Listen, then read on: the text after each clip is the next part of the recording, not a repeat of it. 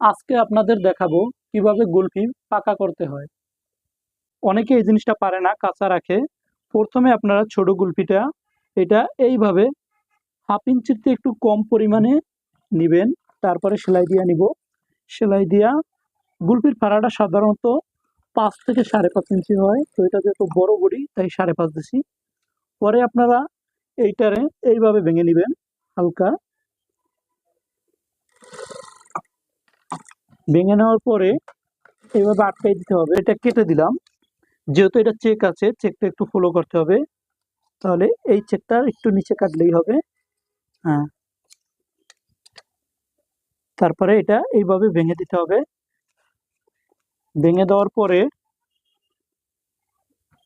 এই সাইডটা হাফ ইঞ্চির থেকে একটু কম দাবাতে হবে। এই যে চেকের সাথে চেক মিলাইতে হবে। তারপরে এই সাইডটা দেখতে হবে ঠিক আছে কিনা। হ্যাঁ, ঠিক আছে।